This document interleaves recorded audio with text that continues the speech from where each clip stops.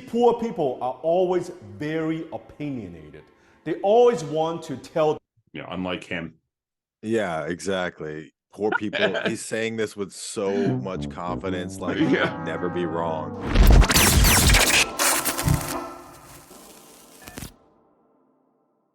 All right, we are back with another segment of Hype Hooligans. As always, I am your primary host, Michael F. Schein. I am the author of the Hype Handbook, put out by the illustrious McGraw-Hill, and also the founder of Microfame Media. And I am here today with Andrew Steiner, a very funny stand-up comedian, among other things. How are you, Andrew? I'm doing well, Mike. How are you doing? I'm doing well. Are you ready for this madness that we're about to embark on? Oh yeah, bring me this Dan Locke man, and I will serve you his head on a platter.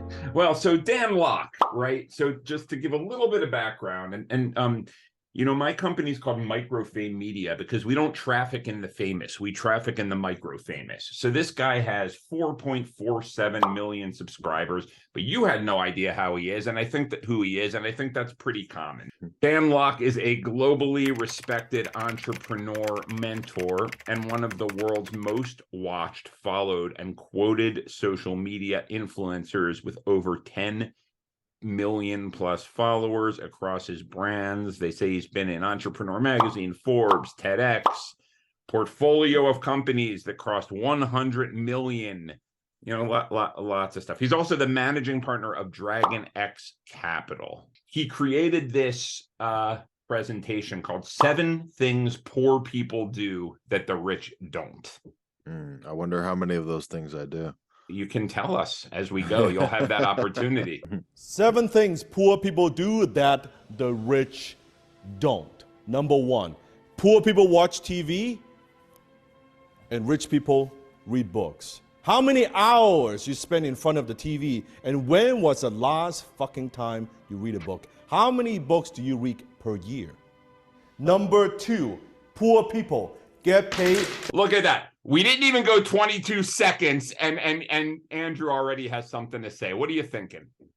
I wonder if the book he held up is indicative of. Does he just read his own books? I bet he seems like the type of guy who just rereads his own books. Let's go look. Yeah. It's called F.U. Money by Dan Locke. Yeah, it's his own book. Yeah. He just reads it over and over. I have a question. Do you think that's actually accurate? I mean, I personally watch more TV than I read, but I read pretty much every day also. I don't think TV is this horrible thing. I will say though, I think not everyone who reads books is a millionaire. But I also do think that successful people, let's not necessarily say rich people, but people who are successful in their chosen field, I think dig in deep and educate themselves. And I think books are one very good way to do that because it takes a lot of energy to write a book. I also know people who learn by listening to people, right? They're always having conversations, but I think he has something there. Number 2, poor people get paid based on time. Rich people get paid based on results. Let's say you're working at McDonald's. You may be the best floor cleaner on the planet ever, but what value do you bring to McDonald's? Rich people, we get paid based on results, not time invested. Let's say we're working on a product. We spend a year creating, perfecting the product. We bring it to the marketplace and it sucks. It bombs. It doesn't make us a dime. The world doesn't give a fuck. We don't make money. Nobody cares how much time, blood, sweat, and tears we put into creating a product and bring it to the marketplace. How much risk that we take. They don't care. What they care is results. That's why the highest paid athletes in the world, they don't get paid by how many hours they practice, how many times they invested. No, it is how much they perform. They get paid based on performance. Number 3. Wait, I mean, that might be true, and I guess he's not promising this in the video, but it's just like, why? So what do you do with that information? I mean, do you quit your hourly job if you're a poor person and then just be like, hey, or do you go to your boss and be like, hey, I'm gonna do this, this, and this, and you're gonna pay me $100K? No, It's just like, that's kind of useless information to me. However, it's very interesting to pay attention to this if you're promoting your own stuff. What I always say about these kind of gurus is, don't really follow their advice. Pay attention to what they do and emulate that, as long as you do it morally and ethically. And I really mean that, because my whole thing is take from everywhere, but make the world a better place and sell good stuff with what you have, right? But if you look at what he sells, compress decades into days, get Dan Luck's world-class training solutions to grow your income, influence, and wealth today. So he's selling a get-rich product. So what his goal here isn't to teach you, it's to create a dynamic where he's giving you all the answers in a very aggressive way, and having someone who's really young and ambitious ask the same questions you asked. Oh, I can't do that in my job. I need help. So you buy his course where he's going to tell you to become an entrepreneur, and he's going to teach you how. And look at all the details. He's created packaging. He has this very steady through line. He has the skyscrapers, the tailored suit. They're black and white answers. I mean, these are all hype strategies. It's creating this persona.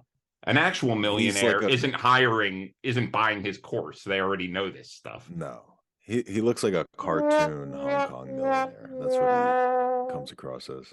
Blame others for their misfortunes. Rich people, we take responsibility for our own failures.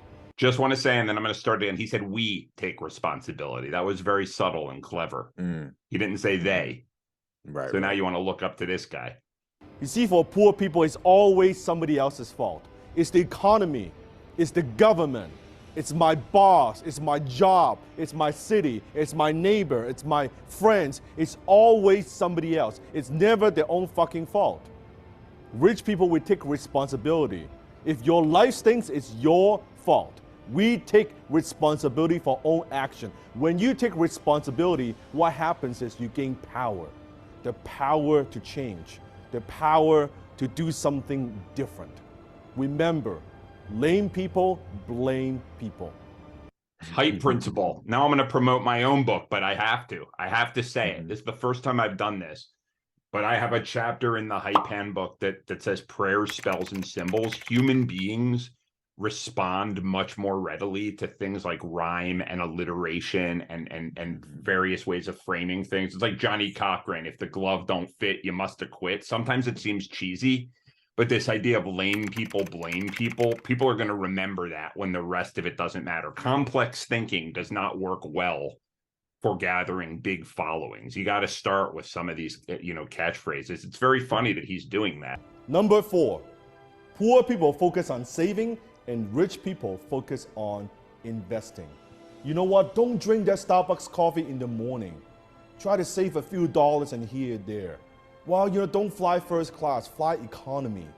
Always try to save a few dollars. Well, here's the thing. A penny saved is still a fucking penny. You're not gonna get rich by trying to save a few bucks. You don't have a saving problem, you have an income problem. You need to earn a lot more money so you could invest. Number 5, poor people, they know it all. Rich people continuously to learn. You see, poor people are always very opinionated. They always want to tell. Unlike him.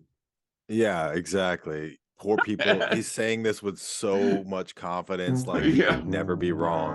I know. That's pretty ironic, right? Yeah. Yeah.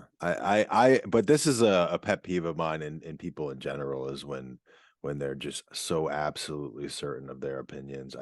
It makes me cringe so hard.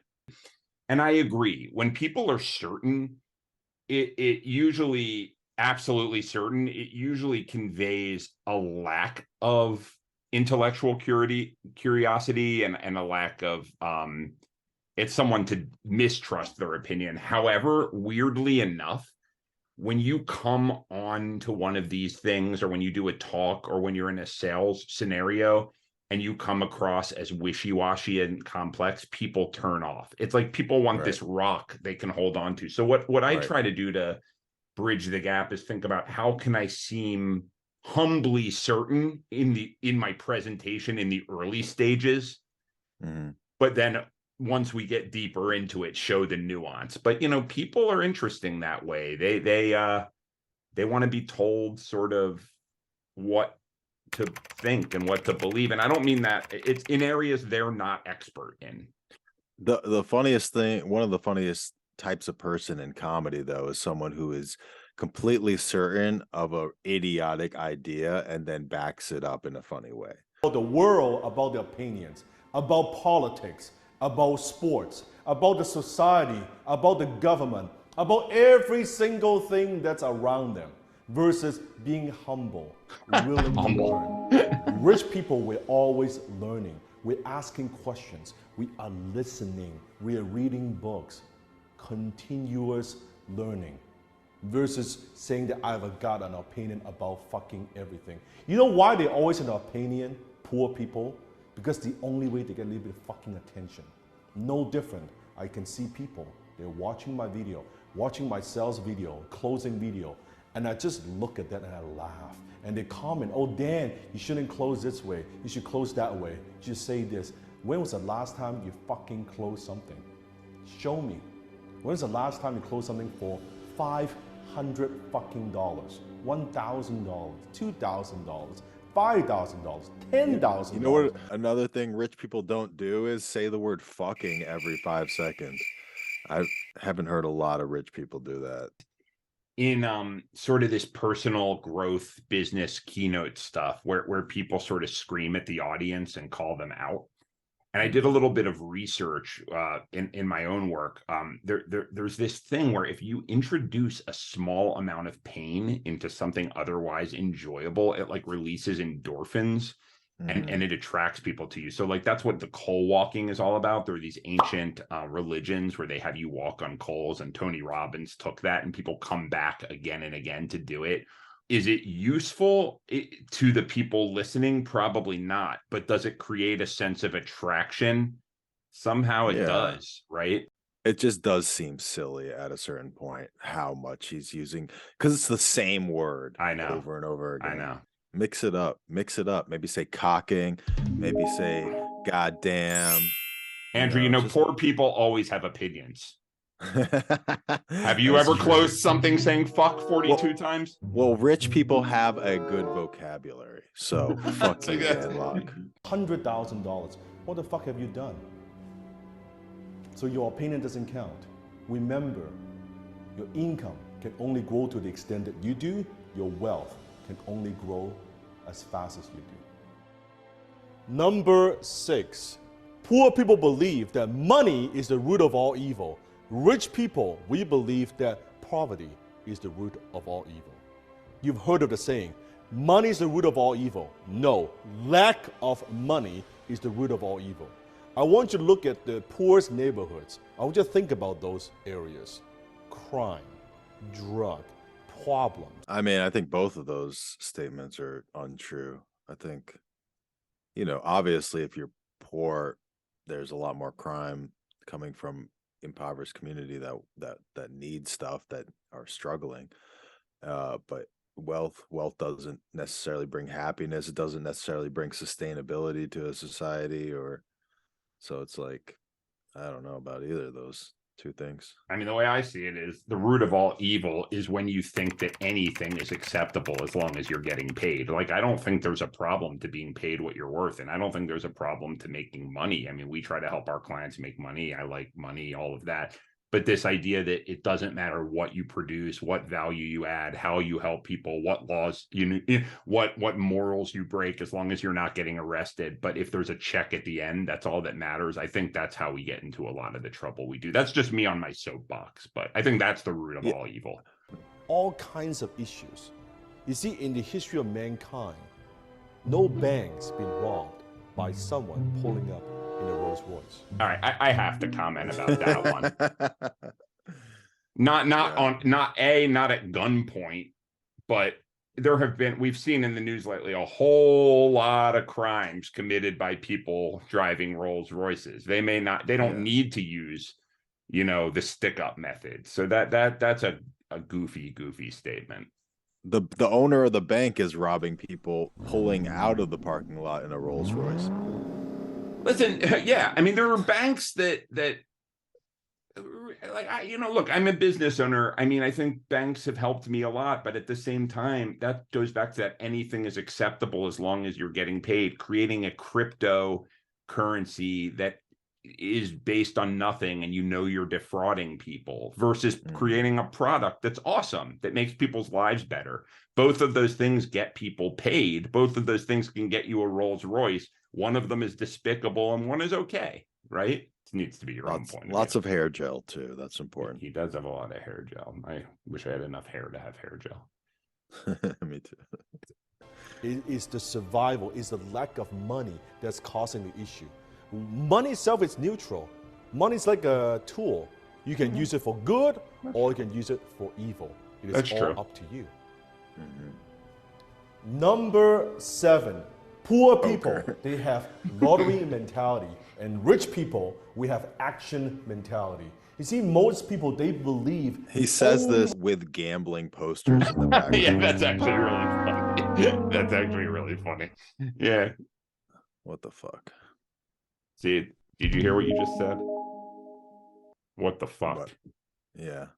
I think you're a rich person underneath it all. Oh, I'm getting there. I'm working my way up. I'm reading. There is a documentary on Netflix calling him a professional scam artist. Who? Called Dan Locke. Yeah, he has that. Yeah. It's called Money Explained. He has that reputation. I know the internet has some strong views on this, the YouTube community. I'd love to hear what you guys think, because I know he has massive fans and has massive haters. I'd love to hear that debate down below in the comments. Buying that lottery ticket, even though they know that the chance of winning is slim to none, but they buy that fantasy. Hopefully, if I win, I'm gonna buy that house. I'm gonna quit that job. I'm gonna take that vacation. No, rich people have an action mentality. We believe if it's going to be, it is up to me.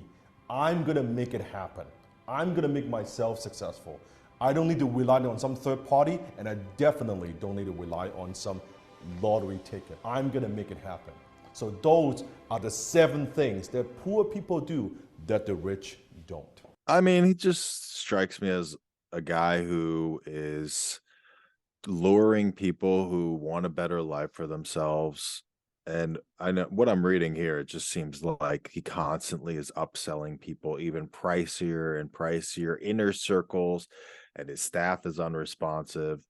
I mean, he's just posturing. He's just a very confident, hungry person who can market himself well, is well-spoken enough and charismatic enough that he can get people to take the bait. I like to look at what people like that do and think, if they're selling garbage and they're able to get 4.47 million subscribers, are there any underlying principles that we can extract and repackage ethically to apply to our stuff? That's what I call hype. And I was taking note in my mind, and I thought of 5. I mean, ones that I've written about. There are really 5 what I call hype principles this guy uses that I've seen really, ethical people use, people like Richard Branson and people who are horrible. So I'll tell you what they are. And this is for everyone out there. So the first hype principle that I'm seeing here that Dan Locke uses is what I call prayers, spells, and symbols. So we're evolved because of the way we learn language to respond really well to patterns in language, because our brains as babies, we just hear a jumble of noise, and anything that simplifies the world works. So when he says things like lame people blame people, he has these phrases that he just repeats. That's really attractive, So I wouldn't say stop there, have complex thoughts, but if you have a really great idea or great product, think of that sort of foot in the door packaging for it, and then open up a broader conversation. I would say 2, he does something that I call become a magus. And that's something that really great self-promoters do, is they package themselves as a larger than life character. You kind of described it in his case as a cartoon version of a rich guy. It doesn't have to be cartoonish, but he has all the visible symbols of success, even the loud talking and the cursing. He's this like larger than life guy. Number 3, alternate doses of pleasure and pain. If your life stinks, it's your fault. That's what he says. He's calling you out. And so you have this void inside you that you want to fill by buying his course. Number 4 is what I call fetishizing work. So cults do this a lot. What a cult will do is they'll get people to work 60 hours on their behalf, because then if they decide that it's not worthwhile, it's really hard to back away from it because you've invested all of this time, right? So it bonds you to them. Now, that's a little bit or very unethical. You know, he does that. You got to work hard. You got to bust your butt. You know, you got to this. Number 5 is speak with absolute certainty. I mean, we saw that. This guy is never uncertain about anything. Not a very good way to approach life. But if you are out in the world selling something, it works well. So I wrote a book when I was 18 that did not sell well. And it was a teenage driver's manual. And I almost became a millionaire because Oprah called me in my dorm room. This was in 1996. And not Oprah, the show. And they said to me, we're doing a show on whether we should raise or lower the driving age. And we came across your book. What do you think? And I said, well, on one side, it would be great if they raised it for this reason. And on another side, they should keep it the same. And they never called me back. They wanted someone with a direct point of view, right? Right. I mean, this guy just intuitively gets it. And I have no idea if his product is good. Something tells me it has some flaws, but the guy knows how to hype. Yeah, he does. He has confidence. I mean, I wonder what his if he has a therapist, which I doubt he does. I wonder what his therapist says about him. That's neither here nor there, except for I hope he's living a decent life. I don't want anyone to be that sad, you know? Yeah, for sure. Apparently he lies about his like upbringing. He was born in Hong Kong and raised in Canada, but he like keeps changing the details. And, you see that stuff a lot. I mean, a lot of the people we've been reviewing on this series have been not such great guys, right? But I think the problem is those kind of people are very willing to do whatever it takes. They see other human beings as chess pieces, and the rest of us, we think to ourselves, we don't want to be associated with them, so we never think about human psychology. And I guess if the rest of us could think about human psychology, but do it in a way that's, keep repeating it, that's ethical and that makes people's lives better, so that the quote unquote bad guys don't get to have all the market share, I think that would be a good thing. Well, all right. Well, what do you do when you're not coming on video reaction shows with people like me? You know, give your little plug for the day and I'll do the same. Sure. I recently started this YouTube show called Steiner Stories, where I'm kind of just telling narrative stories with footage that I've taken. That's like kind of tangentially related to the story I'm telling. You know, it's just like beautiful visuals with a story that's not like super intense. Doing some like guided meditation stuff, not guided, but just like group meditation, like live streams where I will meditate with a friend, because I have trouble meditating every day alone. Yeah. So I miss the days during the pandemic when me and my buddies would go on Facebook Messenger and just meditate via video chat. And so I'm kind of trying to bring that back into my life, and hopefully people can watch along and meditate with us, and that'll be good vibes. Where do people find this stuff? All on my YouTube channel. If you just search Andrew Steiner, I'll be at the top of the list. I've taken over the #1 Andrew Steiner spot from the Holocaust survivor and sculptor Andrew Steiner. Well, that's not very nice of you. I know. I feel bad, but he's no longer with us. So all right, good. So he doesn't know. Minds. Yeah, and probably most of his traffic didn't come from the internet anyway. Yeah, exactly. Since he was like probably 96 when he passed away. Yeah, exactly. Well, thank you. And as for me, many of you know me, some of you don't. I am Michael F. Schein, author of the Hype Handbook.